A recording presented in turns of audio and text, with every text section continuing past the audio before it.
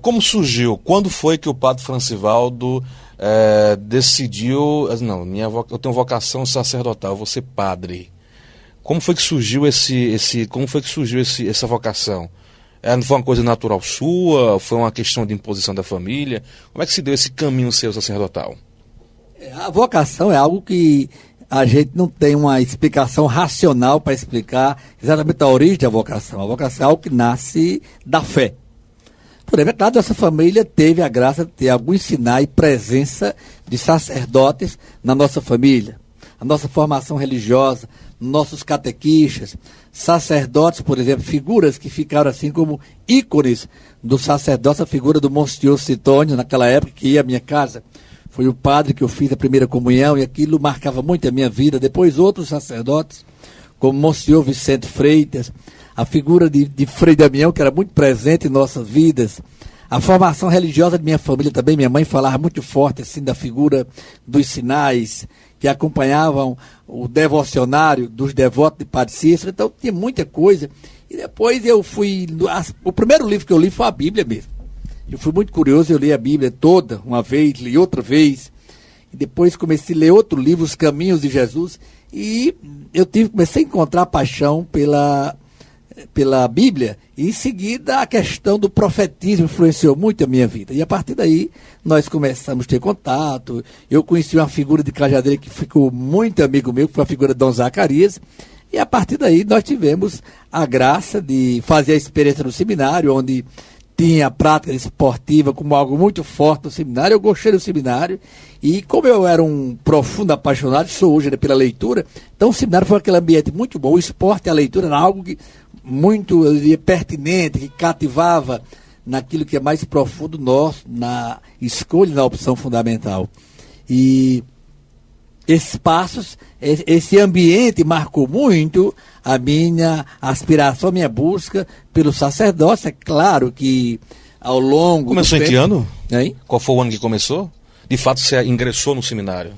De fato, o meu ingresso no seminário foi exatamente na década de 80, porque nesse período, e aí foi em 91, claro, comecei na década de 80, e entre os espaços, intervalos, seminário menor, né?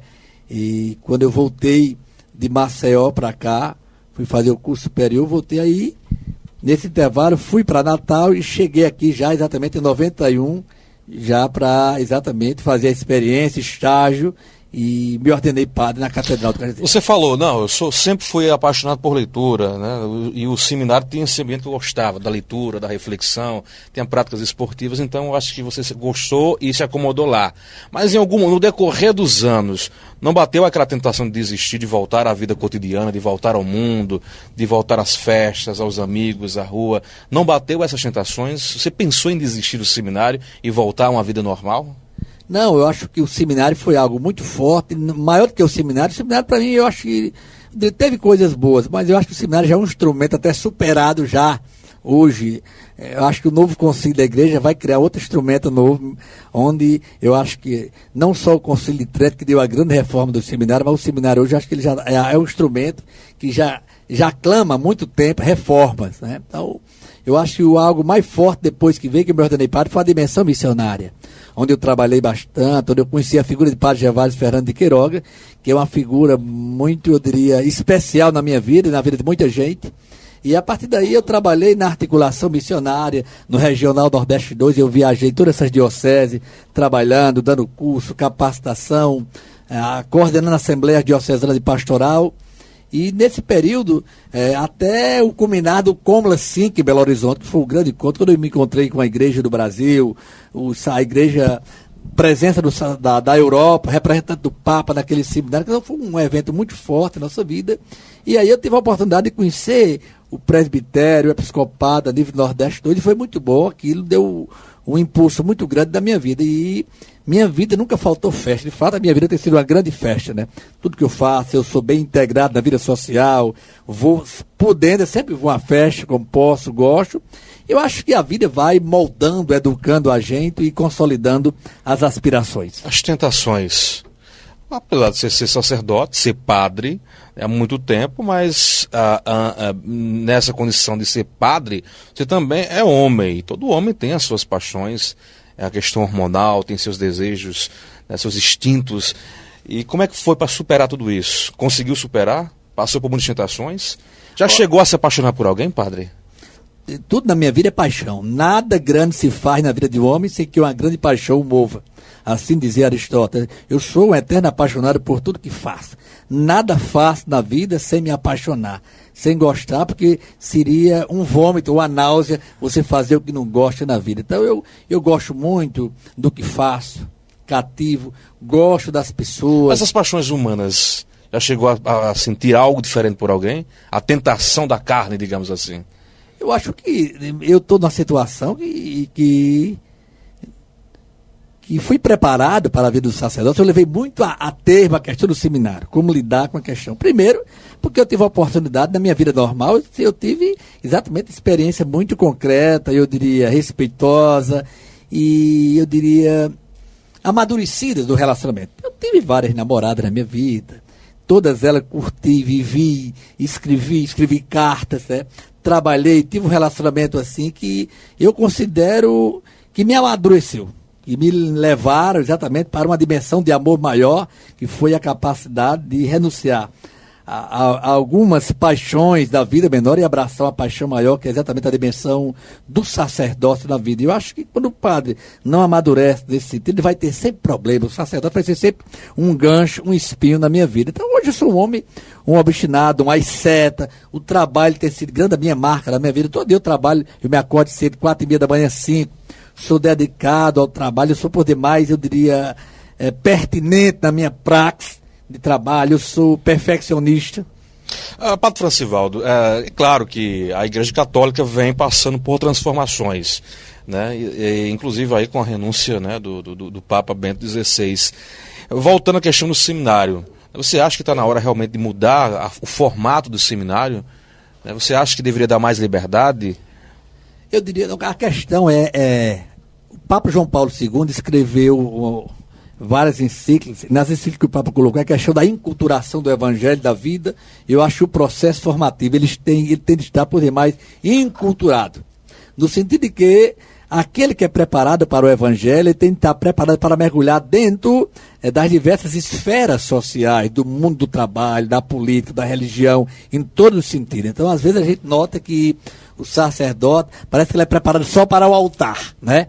Eu acho que estaria muito delimitada a ação do sacerdote. Então, hoje, você pergunta o mundo do trabalho, o mundo da droga, hoje que é um desafio grande, o mundo dos homossexuais, o mundo dos excluídos nas suas diversas formas e expressões. Como o novo sacerdote está preparado para ser colocado dentro dessas esferas e ser sinal, ser fermento do Evangelho. Porque fica muito fácil você falar de longe, de um púlpito, do microfone, como eu estou aqui. É muito cômodo e fácil, né? Difícil é você ser presença, ser testemunho, ser aquilo que Jesus foi para com os apóstolos, companheiro, companes, aquele que divide o pão da vida, da responsabilidade. Aí sim, como é difícil evangelizar a partir de, como diz o Papa João Paulo II, se enculturando, se fazendo um deles, né? Sem ser partícipe do pecado deles, mas um solidário com ele. Então essa missão é muito difícil. Então o novo seminário, o novo processo formativo, ele terá exatamente todas essas conotações, essas nuances que o tempo exige, a sociedade de um modo geral, para que o sacerdote ele atenda à necessidade, à demanda, eu diria, do mercado religioso, às exigências da história, do mundo moderno. Não é fácil, mas a igreja está condenada, né, a descobrir esse instrumento, esse meio de fazer o seminário, esse instrumento que prepare o presbítero para o novo desafio da conjuntura atual do mundo. Olha, estamos conversando aqui no programa Interview com o padre Francivaldo Nascimento Albuquerque. Inclusive, daqui a pouco também a gente vai conversar um pouco sobre a eleição da nova chapa, não é isso? Nova diretoria da CEVAP, da Cooperativa de Eletrificação do Vale do Rio do Peixe, que há 41 anos, né, existe aqui nessa geografia regional que incorpora, o que incorporava naquela época 18 municípios onde ela atendia, fornecia a energia. Daqui a pouco a gente vai conversar sobre esse assunto e outros depois do nosso intervalo comercial. Esse é o seu interview com Calhau Conrado, que volta daqui a pouco.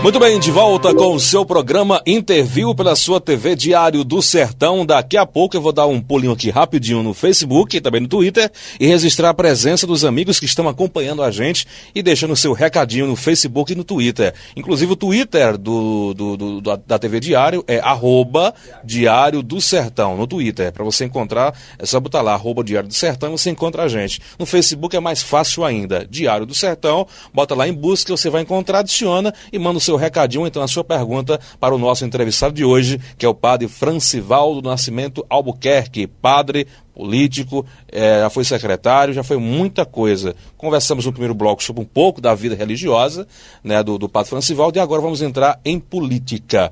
Como é que se deu esse processo de ingresso do padre Francivaldo na política? O padre, né, cuidando de suas ovelhas, né, do seu rebanho, e de repente resolve migrar para a política. Como é que você sentiu essa vocação? Como é que se deu esse processo de ingresso na vida pública como político, como candidato a vice-prefeito? A minha vida de sacerdote foi sempre uma vida marcada pela presença marcante nos movimentos sociais da igreja. Exatamente porque são os movimentos sociais, os projetos que estão enraizados dentro da vida, que oferece perspectiva, instrumento de libertação para o povo. Aquilo marcava exatamente, era o tempero, é aquilo que motivava a questão do sacerdócio. É claro, e aí minha vida foi sempre marcada por isso, e em determinado tempo da história de Cajazeiro houve um movimento muito forte que chegava exatamente no final, praticamente, de uma gestão do governo de Epitácio Leite. Eu acho que Epitácio foi o prefeito que teve a vida mais longa de político, teve mais vitória. Aí, então chegava o final de uma gestão dele, praticamente ele não era mais político. E aí houve uma grande manifestação, movimentos, para que eu participasse do processo político. Eu nunca quis participar do processo político, eu participei pelas forças das circunstâncias, e aí a imprensa de Cajazeiras, o TBR Cardoso e outros jornalistas criaram exatamente um clima, uma espacialidade assim, que tinha como meta fundamental a mudança. Mudança, e foi até as últimas consequência, ou a expressão maior do tempo, que foi exatamente mudança 100% tinha de acontecer. Terminava, quer dizer, uma geração, um legado político de Epitácio, e aí queria ter uma grande mudança na cidade.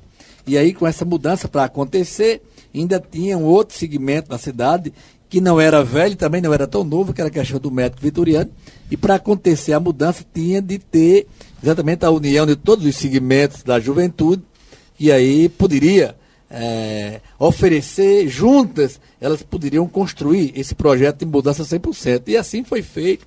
Houve essa aliança. Eu acho que o grande mentor disso aí foi o jornalista Gutenberg Cardoso, que trabalhou, movimentou, e o que tinha de novo na cidade naquele tempo se organizou e fez uma chapa de mudança e foi uma chapa exitosa. Você se arrepende de entrar na política? Quem parece, eu tenho a impressão, me corrija se estiver errado, você teve um momento muito áureo dentro da política, né? Teve um momento assim, de grande crescimento, de projeção do nome do Padre Francivaldo, mas me parece que em algum momento esse seu ingresso na vida como político talvez tenha trago algum prejuízo na sua vida pessoal e na sua vida como sacerdote. Estou fazendo a leitura correta disso, Padre Francivaldo? Claro que tá. Na vida, se você não tem prejuízo, se você não tem perda, você não vive. Quem quiser ganhar a vida tem que perder. Ninguém pode fazer uma experiência na vida pública sem ter prejuízo. Correu risco. E correu risco, é claro. Então eu corri um risco, e foi um risco em favor de um bem maior, que seria a construção de um novo pensamento político para a cidade, uma nova perspectiva política, um novo governo com a participação social, da sociedade, do segmento todo, de um modo geral. Então nós sonhamos, nós trabalhamos, nós nos organizamos, nós fomos para o embate e aconteceu. Agora eu sou muito tranquilo. Na época, naquele tempo, eu conversava geralmente com o médico Carlos Antônio, dizendo ele, olha, nós vamos dar uma colaboração, mas não é projeto meu exatamente, né, ficar nisso aqui. E ele concordou também, que a gente dava a participação, saía, e aí outro grupo continuaria, a gente dava a nossa cota de sacrifício, né, e que a política é esse sacrifício mesmo, né. E aí, resultado, minha parte eu fiz, né? O Carlos Antônio se empolgou, continuou com a dele, entendeu? Mas eu acho que naquele tempo era essa a meta, a gente ganharia a eleição, passaria para eu diria, candidato que fosse especificamente, eu diria, marcado sem as nódoas da política nesse sentido, e aí seria, eu diria, um candidato que não fosse profissional da política, que queria seguir aquele projeto.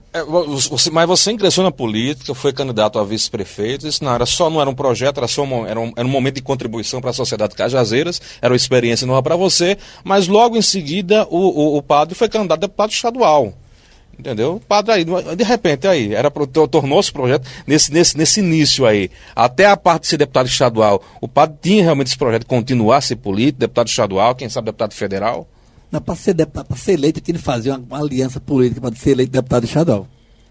Teria de fazer algumas alianças. E eu não aceitei fazer. Porque exatamente eu acho que para ser político não é obrigado a você fazer coisa errada. E para se eleger não é obrigado a fazer. O que é a coisa errada? Por debaixo da vida você tem que manter a prática dos amigos. Seus amigos, né? A fidelidade aos amigos, isso é muito importante na vida. E não adianta, eu acho que a política passa. Você tem que ter amigos.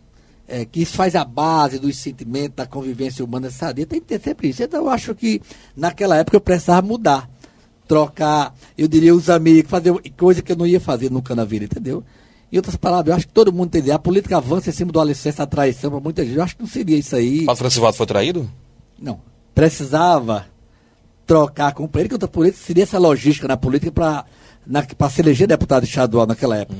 E eu não ia fazer, não fiz, não farei. E tem outras razões que eu podia até colocar. É o mesmo partido até hoje, Padre Francivaldo?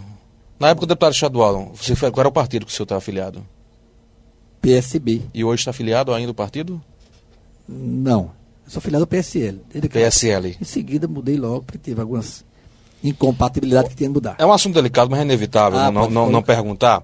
Padre Francivaldo, vice Carlos Antônio, médico Carlos Antônio, foi bem sucedido, foram eleitos, e depois de um certo tempo, acho que no segundo ano do primeiro mandato de Carlos Antônio, o padre chegou a romper com Carlos Antônio. Foi isso o segundo ano? A questão do governo foi o seguinte, eu me afastei daquele momento, porque automaticamente veio uma crise muito forte da igreja com relação à participação dos padres da política. Houve uma cobrança da igreja? Claro, Regional Nordeste 2, aquelas cartas que vinham, tudo, então é claro que tinha que dar uma recuada, não é? E a partir dali, eu continuei fazendo o que eu vou fazer até hoje, sempre querendo que as ideias de renovação, de mudança sejam colocadas todo dia, até para a juventude crescer, a sociedade de um modo geral. Eu não vou ficar exatamente atrelado como um profeta da corte, nesse sentido. Então eu posso prestar um papel à sociedade, um serviço, desde que for necessário pelo tempo curto, mas eu não tenho essa ambição de querer, eu vou pleitear um cargo, um mandato de deputado. Não passa pela cabeça. Mas o senhor se afastou do grupo de Carlos Antônio devido a essa cobrança por parte da igreja, é uma questão de não se sentir, como é que eu posso dizer, aceito, não se ter tido apoio suficiente Foi falta de apoio, falta de atenção, foi traição que fez também com que o padre se afastasse desse grupo na época de Carlos Antônio? Olha, na política você tem que fazer tudo, eu diria, dentro de uma linha que o alicerce chama-se ética. Ética de comportamento, de atitude. Então, quando você discorda de alguma coisa, não é obrigado você exatamente ter uma postura eu diria, de descorteio com relação àquele momento. Aquele momento, resultado.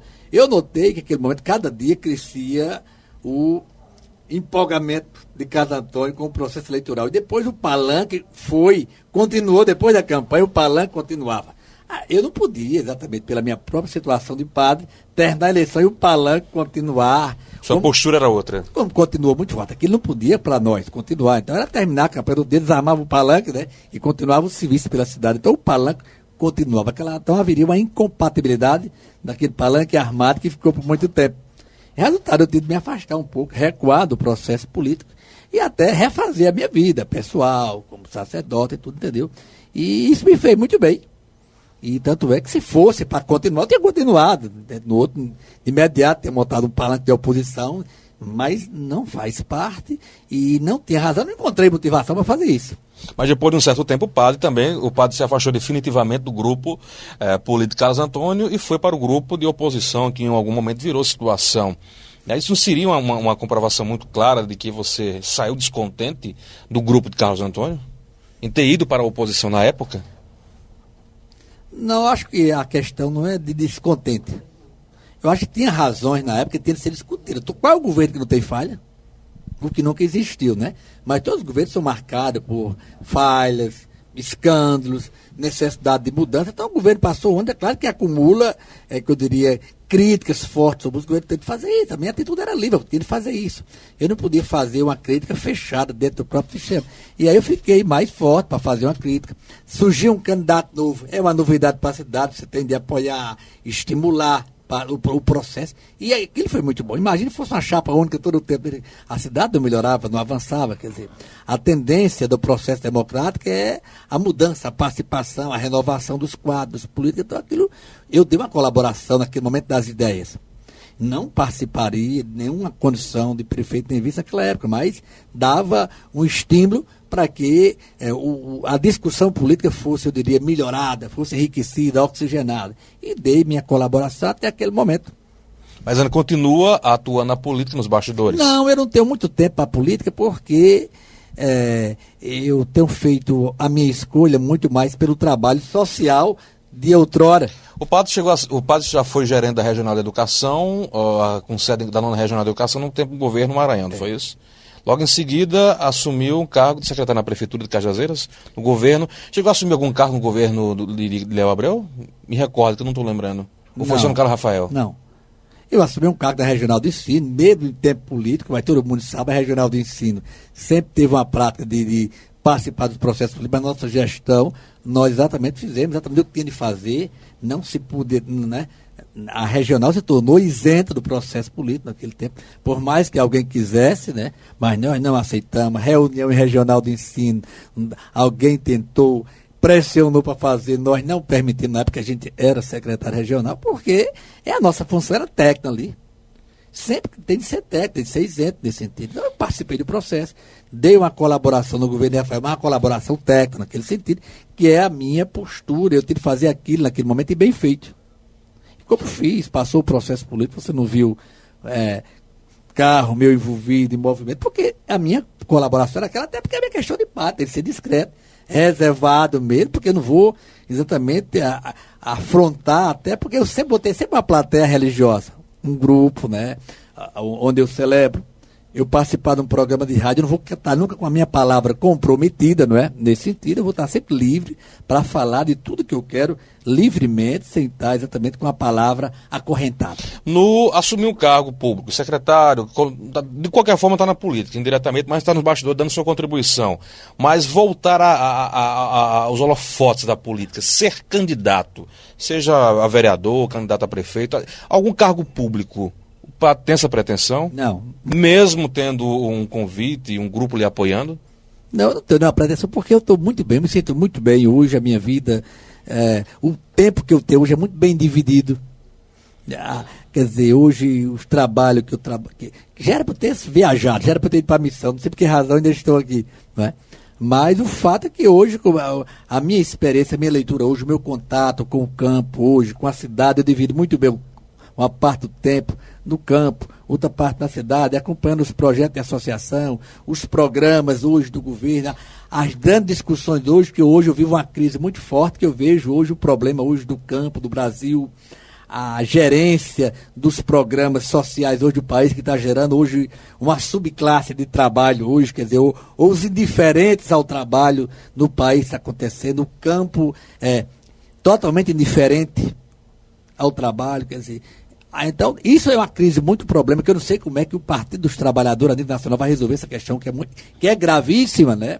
É que o Padre está avaliando a questão do PT. Tem um monte de escândalo aí envolvendo petistas. Claro que não pode julgar que todos os petistas sejam como os que foram julgados. Mas é um foco muito evidente aí de que o PT não anda muito bem na questão da esfera nacional. Você acha que nisso tudo está a falha de quem? Do próprio presidente? Como é que você está vendo a questão hoje da Dilma Rousseff?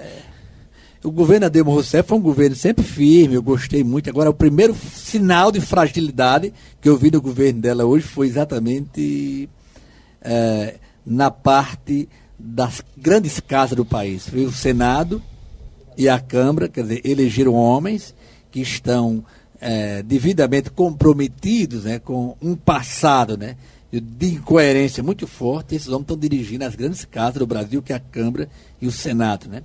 Então, isso eu fico muito preocupado, já é um sinal de fragilização do governo. Em outras palavras, né? Facilita as práticas, né, da facilidade, da corrupção. Então, eu fico com medo. E a outra parte, essa preocupação de forma exagerada, como os programas do governo hoje estão montados, que a gente sabe são programas que são verdadeiras máquinas de produzir voto, mas estão gerando um verdadeiro genocídio do trabalho, né? No Nordeste, principalmente no Nordeste, eu não sei nos outros estados, daqui eu estou acompanhando mais, isso eu não sei como é que vão resolver, porque a curto prazo parece que o povo não está vendo, mas vai criando a cultura do indiferente ao trabalho, e depois, como é que vai ficar? E os filhos desses homens que estão nascendo vão aprender a fazer o quê? Nada também? Vai ter a sociedade, o único trabalho que o cidadão vai ter, vai sair de casa, levar um cartão sim, a Caixa o Banco do Brasil aos Correios, quer dizer, que tipo de sociedade nós estamos formando hoje no Nordeste com essa política, quer dizer, famosa política de resgate social, trazer o cidadão da miséria para a classe média, quer dizer, e isso há um grande engodo nisso aí tudo. Então, eu estou muito preocupado com isso e eu estou trabalhando. Minha participação hoje no processo mais forte da CEVAP hoje, que é uma cooperativa, que é uma instituição que pode mudar muito essa situação, trazendo para o rádio a discussão, o problema, a importância, os objetivos. Por que, vamos entrar na CEVAP. Por que o padre resolveu agora ir para a CEVAP? Padre, político, assumiu o cargo, agora a CEVAP. O que lhe chamou a atenção? Meu pai é sócio, era sócio da CEVAP, eu sou sócio da CEVAP também, e eu trabalho na área, na geografia que eu nasci, que meu pai trabalhou. Lá nós trabalhamos também em parceria com a Escola Técnica de Souza e outros parceiros também importantes, Maté. Nós temos trabalhado, inaugurado alguns projetos interessantes naquela área. E nós percebemos como eu sofro, como outras pessoas sofrem também, porque a política do governo hoje, na nossa região, fica muito difícil um produtor hoje ele ter sucesso. Por exemplo, ele produz 10 toneladas de peixe. Como é que ele vai vender esse peixe?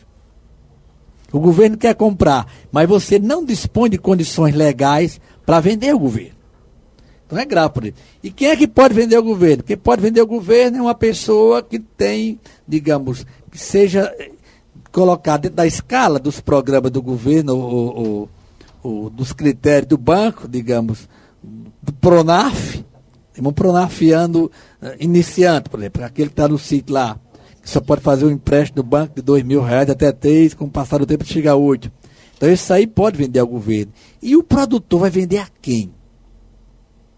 E quantas pessoas fazem essa pergunta como eu faço aqui? Então eu acho que a cooperativa ela é esse espaço que é nosso. A cooperativa, o capital dela é nosso. É dinheiro que teve a gênese exatamente nos nossos pais que construíram. Então a cooperativa ela pode dar essa grande contribuição. Ela resgatar a vontade do produtor de produzir, porque ele sabe a quem vai vender. É a CEVAP do futuro, desafios e metas, resgatar o verdadeiro papel da cooperativa e os direitos dos sócios. Tem um plano de gestão que vai de 2013 a 2017, né? Isso, 4 anos de gestão. Quais são os pontos principais dessa gestão, desse plano de gestão? O plano mais difícil é perguntar a CEVAP hoje, porque por exemplo, nós tivemos uma gestão de 12 anos. Stanley pegou uma CEVAP, eu diria, do chão. Levantou, construiu o capital.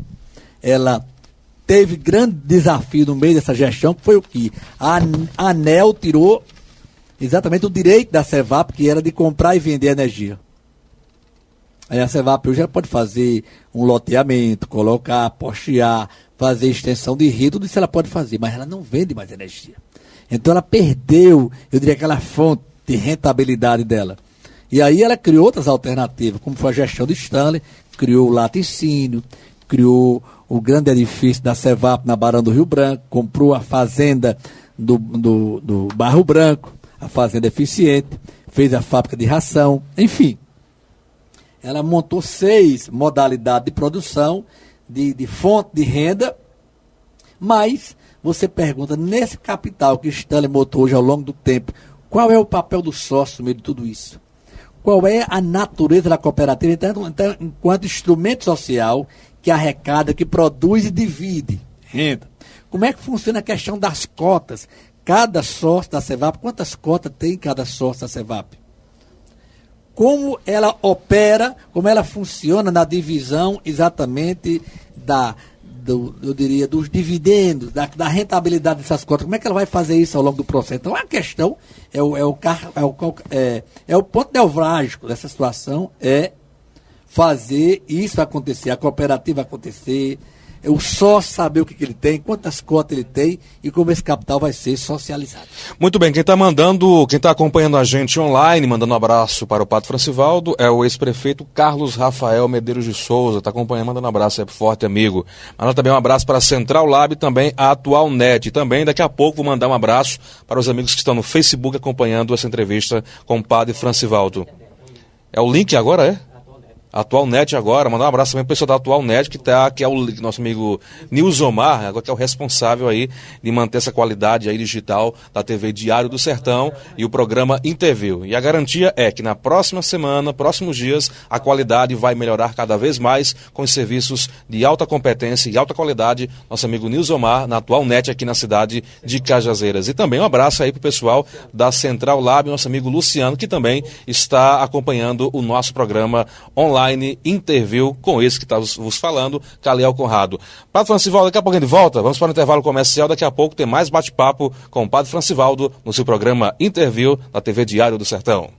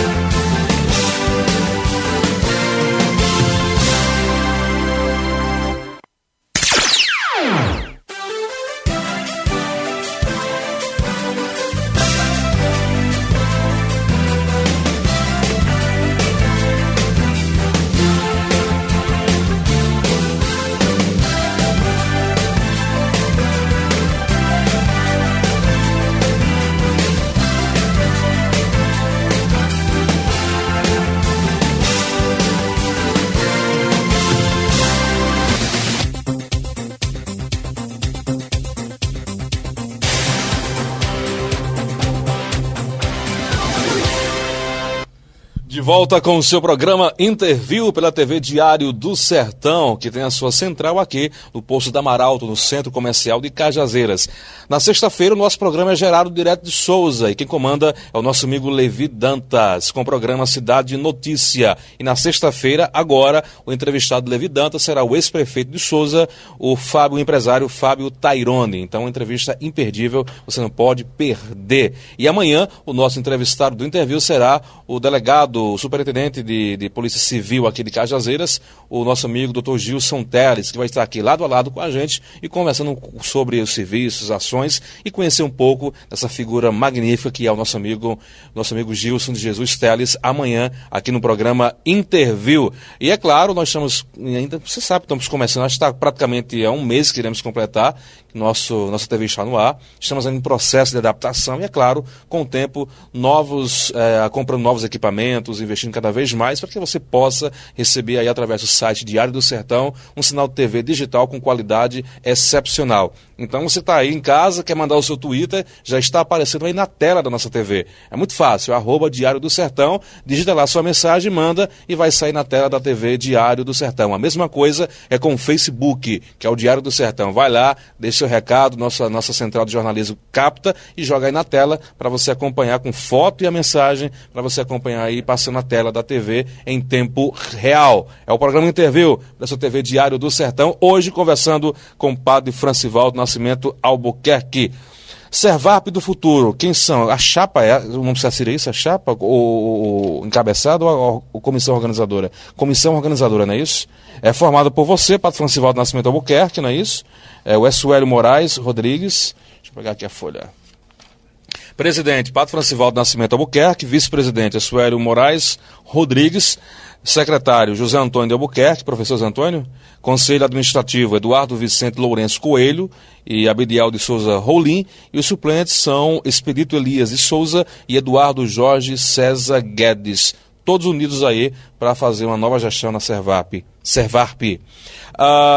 Padre Francivaldo, a gente vive aí um momento muito complicado em relação à seca, né? A falta de água, né? Regiões, localidades que estão sendo abastecidas aí por carro-pipa quando chega, né? Animais morrendo. Tem algum projeto nessa gestão 2013 e 2017 sua na Servarp para tentar contornar esse problema para o futuro próximo? Nós temos uma grande preocupação que é enfrentar essa expressão cultural dentro da nossa vida que é a seca. E a cooperativa, quando está organizada, devidamente organizada, ela cria instrumentos, porque ela cria um canal direto, que ela negocia diretamente com os ministérios e facilita toda uma política, que eu diria, de amenizar os efeitos da seca na vida do nordestino. Por exemplo, a aquisição do canal para comprar diretamente aos ministérios, comprar o milho, comprar a ração no preço módico, ou como outra coisa também, adquirir através de fundação ou a fundo perdidos, equipamentos, máquinas, que a cooperativa facilita muitas coisas pequenas que vão exatamente dando condições e oportunidade aos pequenos agricultores, ao médio, deles construírem essa estrutura de sobreviver exatamente, ou de se organizar, ou se defenderem da seca, se proteger, ou conviver com a seca, que seria uma expressão mais feliz. Por exemplo, você que assistiu agora recentemente, o governo, há 6 meses atrás, por exemplo, daqui não conseguiu a gente ter estrutura para captar ou receber as carretas que vinham exatamente do Mato Grosso para distribuir aqui o milho dos agricultores que estão cadastrados, associados na Conab. Aí nós vamos para Souza, né? De madrugada, 4 horas da manhã, pegar uma fila, quer dizer, isso não é sadio, não é salutar, não é digno, isso é humilhante para todo mundo. Uma cidade desse tamanho. Então, onde é que está a força dos cooperados, a força dos agricultores de um modo geral? Então, a nossa cooperativa, ela vai criando esse espaço, ela vai criando essa cultura, ela vai criando essa garantia para que essas políticas, por exemplo, o pasto, comprar o capim, a silagem no preço módico também para a nossa região, para não ficar nessa dependência. O governo do estado, por mais que ele queira, mas são 225 municípios, não tem como atender de imediato. Então a cooperativa localizada, ela tem a força, ela se organiza, ela compra ração no preço módico, ela fornece a todos os seus associados e aí sana uma gama de problemas, simplesmente pela questão de racionalizar os serviços e, sem dúvida, a prestação do serviço eficiente. Então, eu acho que, num momento desse, a CEVAP organizada ela poderia dar sua grande contribuição. Eu poderia ter dado na proporção que ela já estivesse preparada para a situação. E esse será um desafio da nova gestão, sem falar, que eu já coloquei para você anteriormente, o desafio das cotas, a discussão sobre a própria natureza da CEVAP, o papel do sócio também, como vai ser essa questão, a aquisição dos novos sócios, da proporção que a CEVAP estiver preparada, ela vai ter obrigada, a nova CEVAP vai ter muito mais problema do que essa agora. Essa construiu o capital. A outra vai socializar, vai problematizar o capital, vai ter no final do ano, ter que fazer a prestação de conta, perguntar aos sócios, vamos distribuir o percentual de cotas, vamos recapitalizar, vamos colocar um leilão de cotas, por exemplo, 1 milhão de cotas, para ser exatamente comprada pelos sócios e a CEVAP avançar, enriquecer mais, se tornar mais forte.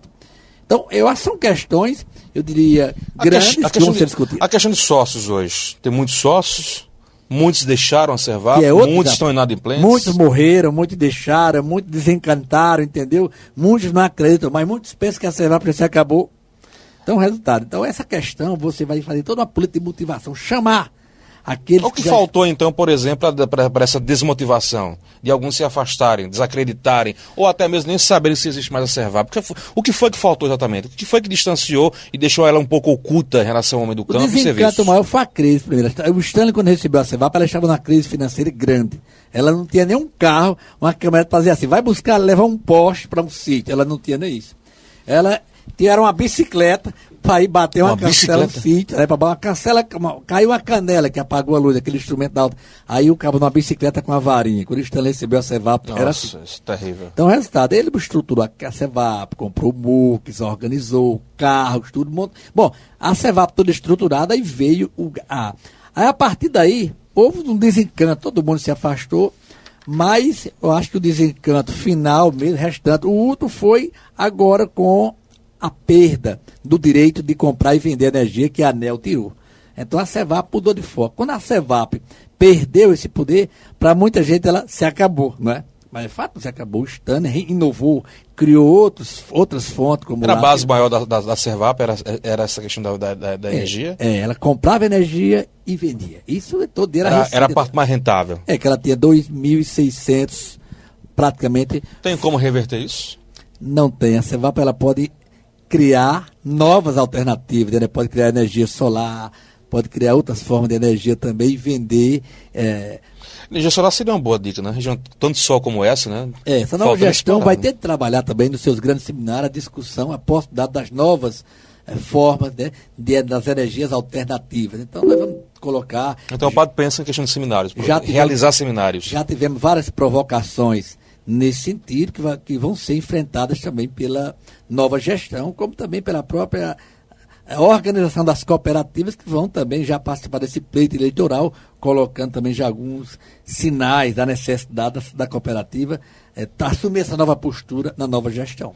E a questão de buscar parcerias, por exemplo, com o poder público, poder do governo estadual, já tem algum projeto nesse sentido? A cooperativa, por isso que ela não é política, não pode ser política, não pode ter um perfil, ela é apolítica.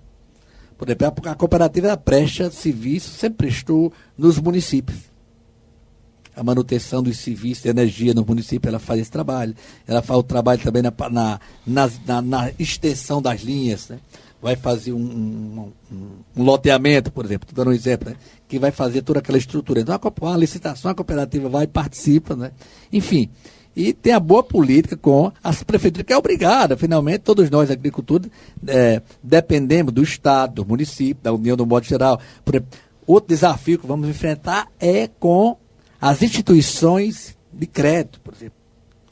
Hoje, qual é o que tem de facilidade hoje para o agricultor? Na linha de crédito. Você perguntar, não tem quase nada praticamente. O agricultor que atrasa uma prestação, um pouco tempo logo, já vai logo a fazenda para o leilão e tudo, né? Entendeu? Quer dizer, é uma situação totalmente absurda. Quando na ditadura militar no Brasil, quando se tinha razões que para se atrasar a prestação, o governo anistiava, né? Não seria o desenvolvimento, o crescimento, esse grande boom do crescimento urbano que esteja talvez sufocando o homem do campo, a zona rural? Não, é a desmotivação mesmo, é o despreparo, é a falta técnica, é a falta de linha de crédito bem definida nesse sentido, é a questão do mercado também bem definido como não está. Então o governo tem olhado muito para a ponta final daquele que está lascado lá embaixo, mas esquecer o meu termo, tem que trabalhar. Aí, senão, quem está no meio desce para a ponta também, desce de uma forma muito meteórica, né? E vai ser devassaladora. Então, por isso nós estamos discutindo a você a questão. Então, vamos ter toda uma questão da discussão cultural. O problema que a política do governo federal está gerando no campo. Ele está criando um homem diferente do trabalho. Para eles passam dali o serviço todo fazer. Eu não vou trabalhar porque eu não tenho necessidade de trabalhar. O governo já dá um estímulo para eu não trabalhar. O bolsa. Isso é gravíssimo, papai. O pessoal não entende isso, está pensando. Eu digo isso porque eu não sou obrigado aqui, eu não tenho, minha língua não é presa, meu discurso, mas isso é gravíssimo. Esse crime que o governo está cometendo, ele está criando um tipo de cidadão, eu diria, absurdo, anômalo. Não é normal isso. O homem nem age de próprio fim. Todo homem age por causa de um fim. Qual é o fim? É o trabalho que edifica, que liberta, dignifica, dá condição. E qual é o tipo de homem que o governo cria? Com os programas, eu diria, sem um objetivo muito preciso, sem um acompanhamento muito preciso. Então isso é grave, né? Então tem de ter todo o programa para educar o homem, todo o programa para o homem ser mais, não é para o homem ser menos. Vai ser quando a eleição, não é isso, padre? A eleição vai ser 2 de março. Esse nosso trabalho de vir aqui atender esse convite de você, no sentido de gerar mais curiosidade nos ex-sócios, né? Naqueles que estão desencantados, que se afastaram, que voltem. É o homem associado que ele é mais forte, mais próximo do outro, que eles estão mais organizados para combater os grandes desafios da seca, da fome, da miséria, da incapacidade, da fragilidade nossa hoje, porque você pode olhar hoje, quem é que sustenta o país hoje? São os grandes, né? Goiás, Mato Grosso. Nós aqui, a gente para comer um caroço de milho, hoje a nossa galinha, nosso porco tem vindo do Mato Grosso, vem para cá, tudo vem de lá. E por que está faltando aqui? A nossa vocação se acabou, nossa inteligência desapareceu. Não, tem de, eu diria, nossos hábitos foram mudados. Se a gente tem de assumir o hábito do trabalho, da mudança, acima de tudo, da confiança. O homem organizado e associado, mais confiante, ele vai produzir melhor o que a região precisa e que haverá de nos redignificar. Então, para encerrarmos esse bloco sobre a Servap, deixa o espaço aberto aí para que o padre use aí a nossa TV, os nossos telespectadores, e faça esse convite, né, incentive, né, aos sócios a participarem novamente e acreditarem na Servap, né, nesse projeto aí. Eu quero dizer aos sócios, exatamente, a você que está em casa, acompanha tudo, que há um discurso, eu diria, na contramão da Servap. É dizer que a Servap quebrou, que está devendo. Não é verdade. A Servap, ela se catalisou. Se você for em direção a São João do Rio Peixe, você vai encontrar ali um grande empreendimento, à sua direita. Você pergunta, quanto é que vale em dinheiro aquele empreendimento da Servap, com tudo que ela tem? Fábrica de queijo, de iogurte, tudo que está montado ali, tanque de resfriamento. Quanto vale aquele empreendimento com a construção? Se você for a Barão do Rio Branco, em Cajazeiras, você vai encontrar o edifício da Servap, né? Um edifício de 3 andares. Quanto vale aquele edifício grande, com toda a sua estrutura montada? Se você for lá dirigir mais 5 quilômetros, você vai encontrar exatamente a fazenda eficiente da Servap. Quanto vale a fazenda eficiente da Servap? Se você andar 1 quilômetro, você vai encontrar os 3 terrenos grandes na zona norte da cidade, exatamente comprado para construir a central de abastecimento. Quanto vale aqueles terrenos? Então a Servap, a empresa, ela deve alguma coisa? Ela não deve nada a ninguém. Ela está em dia, está INSS, tudo. Ela tem dinheiro em conta? Tem. Então a empresa hoje enxuta, capitalizada, organizada, que precisa exatamente dar, eu diria, um impulso bem maior, que é exatamente alterar essa questão das relações, eu diria, atualizar as relações de sócios, de cooperados e cooperativas, né, fazendo valer essa prática que é muito, eu diria, objetiva e comum, que é o sócio se sentir dono da cooperativa. Ele saber quanto ele vale, quantas cotas ele tem, né, quanto a cooperativa tem, precisa saber isso. Então, esse balancete na cooperativa ele vai ser mais, eu diria, divulgado.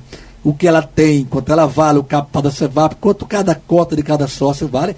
E é isso que nós queremos motivar. E eu já tenho encontrado, já tenho recebido ligações de vários colegas que disseram, rapaz, eu não me cadastrei para votar. Só vão votar 400 e poucas pessoas porque eu não me cadastrei. Mas não tem problema.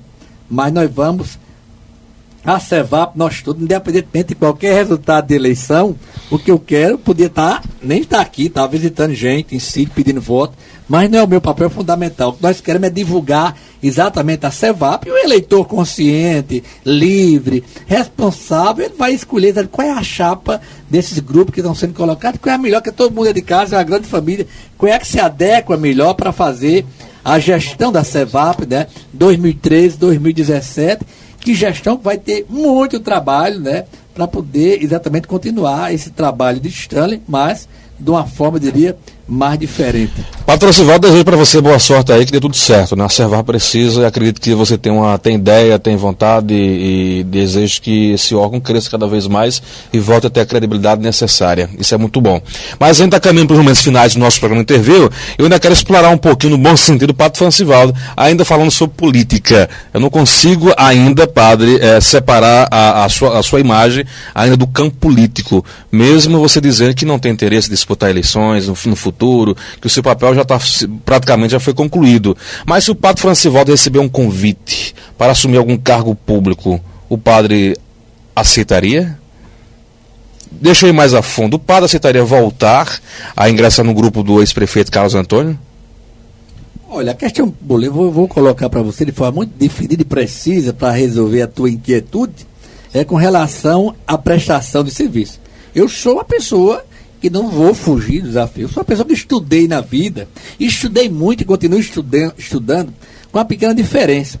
Hoje eu estudo de forma muito específica, delimitando os universos de cada questão, trabalho hoje com muito mais precisão, eu diminuí, eu diria, a ansiedade sobre certas coisas da vida, não tenho mais pressa na vida. Então eu faço, hoje eu presto um serviço onde eu me sinta bem, e que o meu trabalho possa fazer o bem, e eu fazendo o bem, bem feito. Entendeu? Que o bem mal feito faz mal. Então, independentemente de qualquer ala política, conjuntura política, onde eu achasse, por exemplo, se eu for convocado para qualquer pasta, de qualquer governo, do estado, municipal, por exemplo, no governo Zé Barão naquela época, eu assumi um trabalho e eu creio que o meu trabalho foi salutar. Eu dediquei a minha vida, foram, se não me engano, 8 meses de trabalho. Foi uma grande luta nossa para reequipar todas as escolas da nossa regional. Nós fizemos um grande trabalho bom, prestigiar o servidor. Fizemos no final do ano uma avaliação, o melhor aluno, o melhor professor, o melhor servidor, para estimular o trabalho, o serviço público. Então é assim que a gente trabalha, sentindo o resultado. Então hoje no campo também eu gosto muito dos programas, as equipes. A cooperativa hoje é algo também que eu torço, vibro, estou dentro dela. Queria que a Cajazeira resgatasse. Você olhar as cooperativas do Nordeste, de um modo geral, na nossa região, quase todas faliram, só tem a saudade, eu acho que não tem mais nem os livros do registro da história, então eu acho que isso é bom. Então eu sou sempre uma pessoa livre, nada, não tenho preconceito contra ninguém, nem contra nada, e independentemente, eu não sou escravo, eu não tenho um cadeado na língua, nem uma corrente no pescoço, eu não quero ser, sou contra a escravidão e a submissão, entendeu? Padre Francivaldo, teve um momento de eleições quase que, praticamente recentemente, Cajazeiras, o padre era no governo de Carlos Rafael, secretário de gabinete, não era isso? Chefe de gabinete. Chefe de gabinete. Mas de repente o projeto, né, de Carlos Rafael não foi bem sucedido. A que se deve? Você estava mais próximo ao grupo, estava lá dentro, a que se deve esse não êxito de Carlos Rafael de voltar à Prefeitura Municipal de Cajazeiras? Uma campanha política só se ganha mediante 2 coisas. Aliança, que é o primeiro fundamento, e o planejamento da campanha para ganhar a campanha. E a execução do planejamento. Faltou essas 3 coisas? Falharam nesses 3 pontos? Alguma coisa funcionou. A aliança não funcionou, o planejamento aconteceu, mas não foi executado. E aí, exatamente, não existe isso. A campanha tem que acontecer isso. Tem que ter o candidato. Que não precisa ser ótimo, só precisa ser bom. Bom, uma aliança bem feita, o planejamento bem feito e a execução. São isso. Então, eu acho que a campanha de Rafael, o insucesso dela, faltou tinha um candidato bom na época, a aliança não fez como era para ter feito, e o planejamento aconteceu, mas a execução do planejamento não aconteceu, então não tinha como ganhar a campanha. Você acredita que o afastamento, por exemplo, de Júnior Araújo, de Jeová, tenha contribuído para esse insucesso do projeto político? Claro, todo mundo sabe, todo mundo tem voto, você tem voto, sua mãe tem, todo mundo soma voto. Então a campanha é a consolidação da aliança, não mudou muita coisa. Então, claro, se o governo Rafael tivesse conseguido aglutinar a mesma aliança dele da eleição passada, ele tinha ganho as eleições. Todo mundo sabe que a campanha é uma matemática. Se fosse assim, Carlos Antônio tinha lutado tanto para conseguir, não ter ido tantas vezes, né, ao Caneca Amassada, ao Angelim, para fechar aliança com o rei do ar, Jeová. Claro. Então, quando fechou a aliança, é claro, veio o grupo do ar, Chico Mendes, todo mundo, né? Exatamente, Júnior Araújo, Chico Araújo, todo mundo, e aí, é claro. E ainda, sem falar na indiferença de Vitoriano à eleição, né? Que Vitoriano ficou muito indiferente, né? Por que você acha que Vitoriano ficou indiferente? Aquela pergunta que você já sabe qual foi a resposta, né? O Vitoriano, claro, tinha exatamente uma postura, já no final do insucesso da aliança, Vitoriano já tinha exatamente uma convicção de que ele indicaria, que o vice seria uma indicação dele, do bolso dele. Eu acho que não foi, eu acho que você... Isso aí tenha distanciado ele. Aí talvez ele ficou participando só dos comícios, né? E pronto, e mais nada. Não foi para o corpo a corpo da campanha, dedicar, gastar tempo, dinheiro, não fez, entendeu? Então acho que então a campanha, isso é uma matemática, isso é uma lógica, não tem mistério, não tem nada pelo meio, não tem fofoca, não tem fuxico. A aliança, a política é uma questão de ciência. Como é que o Padre Francivaldo está analisando aí esses 2 anos, pouco mais de 2 anos do governo de Ricardo Coutinho, no governo do Estado da Paraíba? O governo de Ricardo Coutinho não tem muito também o que você navegar, sonhar. O governo é um governo muito claro, definido. Então o governo de Ricardo Coutinho é um governo que tem objetivos assim, muito, muito fortes. Mas é um governo que não tem a química, eu diria, a química humana. Não tem isso. Então isso é gravíssimo para os governos. É um governo, eu diria, seco. Então o governo tem que ter, não só aqui, se você perguntar em Cajazeiras, quer dizer, o grau de insatisfação do povo com o governo de Ricardo é grande, forte. Você está onde? Principalmente na classe média. Você perguntar a quantidade de pessoas com 22 anos, com 26, com 20, com 15, que foram jogadas assim na sarjeta, foram demitidas. Isso gerou um problema. Nos últimos dias, recentemente, aqui lá você escuta do fulano, tanto, isso. Então, isso não faz bem a forma como o governo trata exatamente o servidor. Por mais que ele melhore, corrija, ele construa benefício. Então o governo ele criou pontos de resistência muito fortes. Então essas coisas para serem consertadas não se consertam num ano, em 2, em 3, passa muito tempo.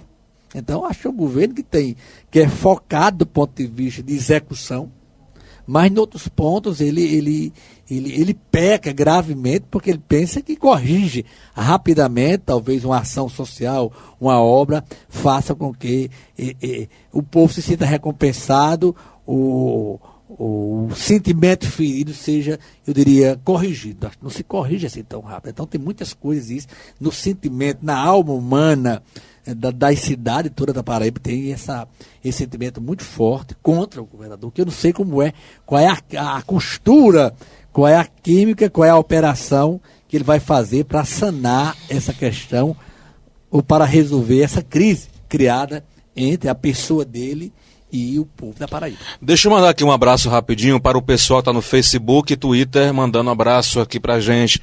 Lá no meu Facebook tem o Eupídio Vieira, o Ricardo Nascimento, também tem o Maci Neto, o Erivan Aristides e a Maria das Graças Pereira, que está mandando um abraço forte para o Padre Francivaldo aqui no programa Interview. Também tem o Jocélio Amaro em São Paulo, mandando um abraço para você, Padre Francivaldo. A Flávia e o Sara, o Cândido Neto, a Ana Lívia, o Padre Luciano do Rio Grande do Sul, mandando um abraço para o senhor também. A Iane em João Pessoa, Carlos Francisco em Uiraúna e o João Paulo em Brasília, Paulo em João Pessoa e Eliomar, todos aí curtindo a nossa entrevista. Cuiabá, aliás, o Eliomar lá em Cuiabá. Então, todos parabenizando aí o senhor pela entrevista. Tá bom. Muito obrigado aos nossos internautas e amigos, né, que neste momento se abebeiram, né, a esse canal nascente que já vai provocando, né, eu acho que sentimento muito forte, acima de tudo, né, essa permanência neste canal e nesses apresentadores. Vamos para o jogo rápido. Eu lhe digo algo, uma frase, e você fala o que você pensa, o que você quer dizer. Cajazeiras.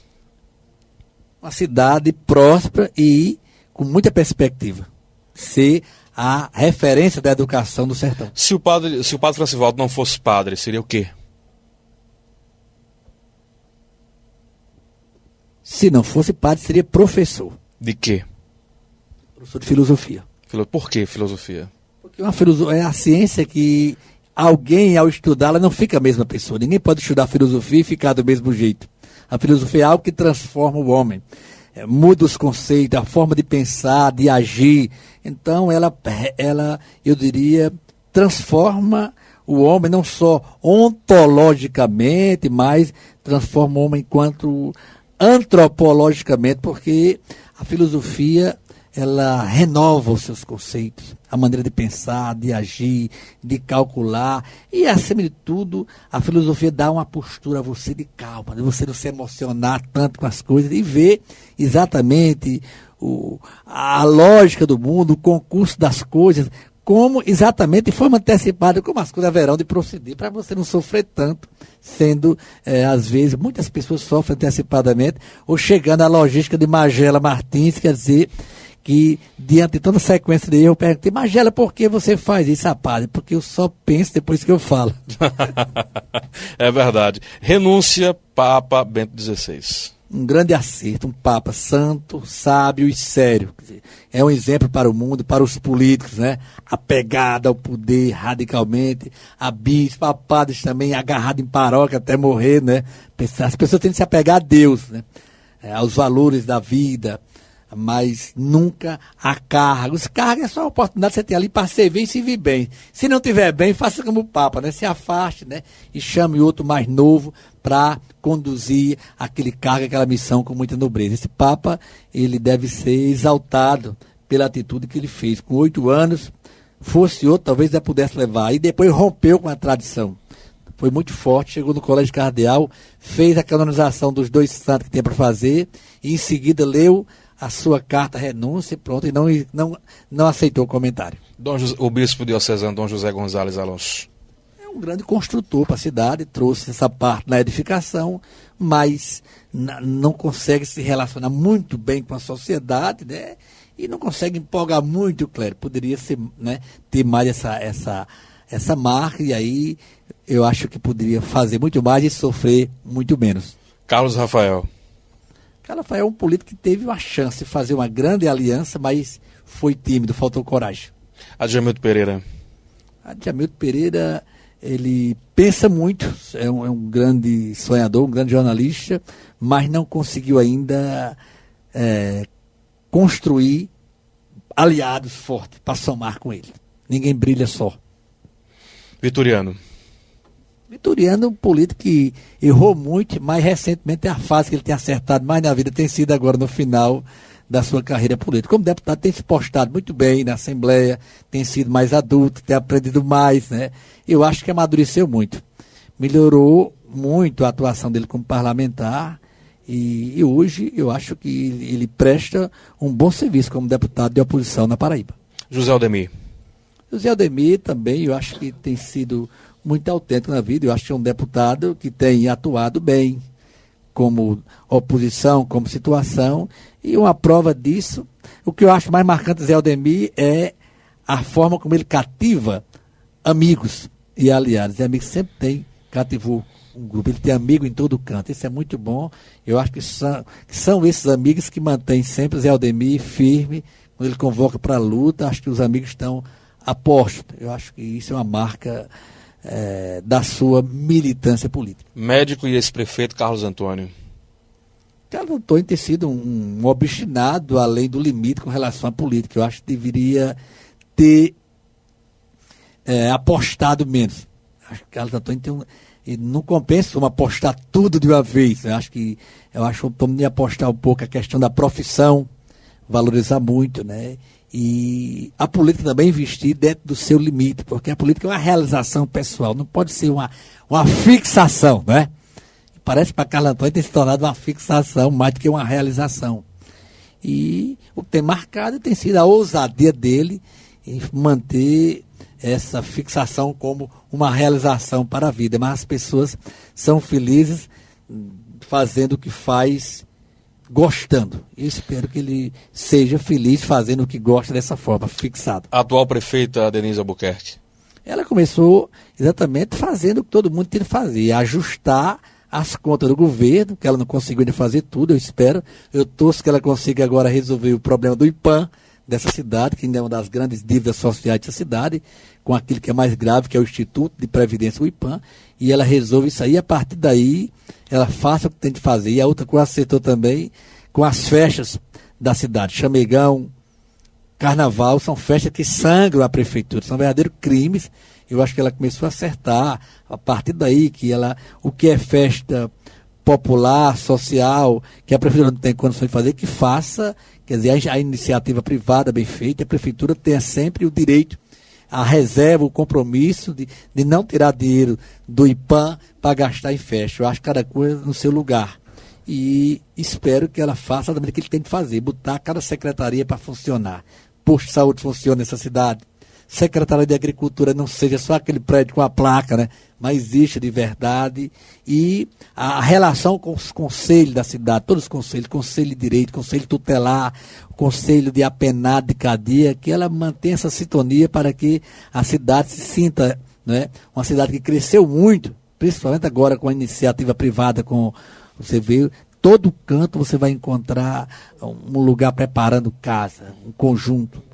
É uma cidade que cresce muito, então que ela tenha a facilidade de manter essa química da relação com os conselhos da cidade, que talvez será uma marca nova e uma marca nova, eu diria, uma esperança para esse segmento da cidade com o poder público. O ex-prefeito Léo Abreu.